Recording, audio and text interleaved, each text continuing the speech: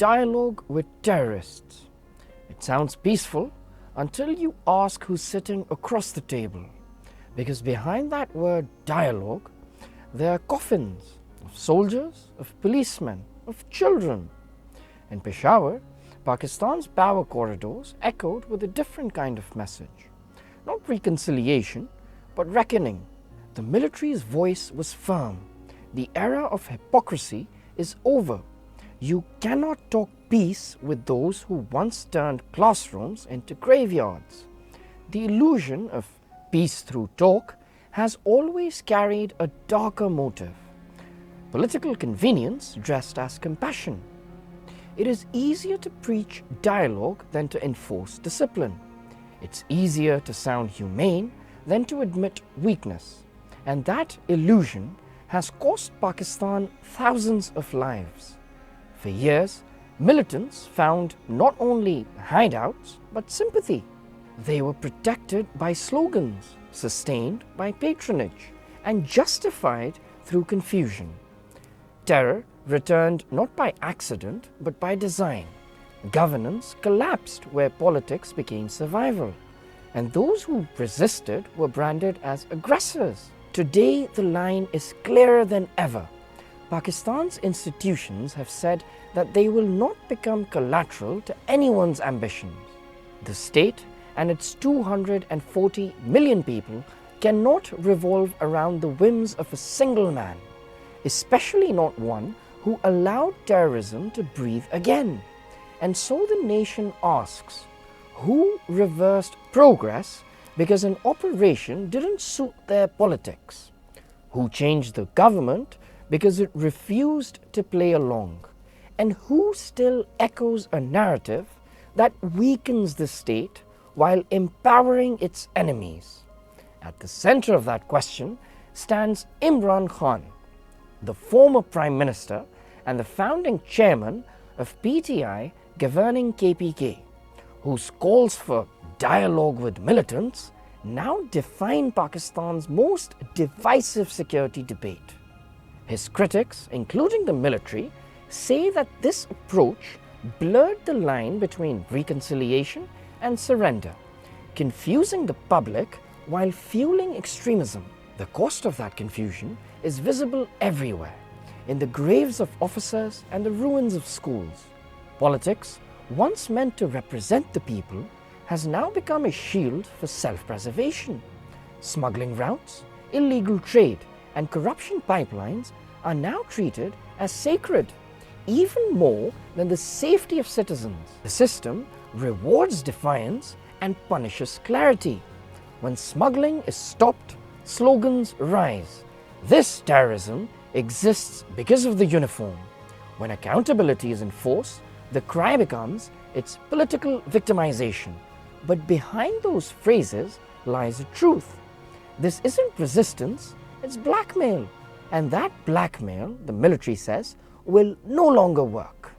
In this new phase, Pakistan's security establishment has drawn a sharper line. There are no good militants or bad militants. There are only terrorists and those who enable them. Both belong to the same ecosystem of chaos. Now let's break down another distortion, that is collateral damage. When operations are planned, they begin with verified intelligence. If a house stores explosives or harbors armed men, it becomes a combat node, not an incidental target. A militant firing from a home is not a victim. He is an active threat. A man sheltering fighters is not innocent. He is a facilitator. The army rejects the idea that civilian deaths are the price of counter-terrorism. But we must distinguish tragedy from facilitation. Collateral damage is unintended harm to the uninvolved. Facilitation is active participation in violence. And that is why operations now aim to neutralize facilitation, not justify harm. The narrative is shifting from reaction to precision. Operations are intelligence-led, target-driven, and accountability-based. Each raid dismantles not just an attacker, but an entire network: the informer, the financer, the transporter, and the one who simply looked away. Because terrorism doesn't survive on ideology alone. It survives on facilitation. Across Khyber Pakhtunkhwa, the numbers tell their own story. More than 14,000 intelligence-based operations in 1 year, 700 militants neutralized, and hundreds of Pakistani lives lost in the process.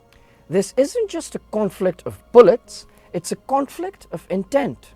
Punjab and Sindh operate under effective governance. Khyber Pakhtunkhwa, however, suffers from political neglect. A province fighting terror with barely 3,000 counter-terrorism officers isn't weak, it's abandoned. And so the new line is drawn. The status quo will not continue. Those sheltering foreign militants have three choices now: hand them over, stand with the state, or face consequences. No more borrowed narratives. No more weaponizing victimhood. No more trading terror for politics. What's re-emerging now is a doctrine of clarity that national survival cannot depend on populism and security cannot bow before blackmail.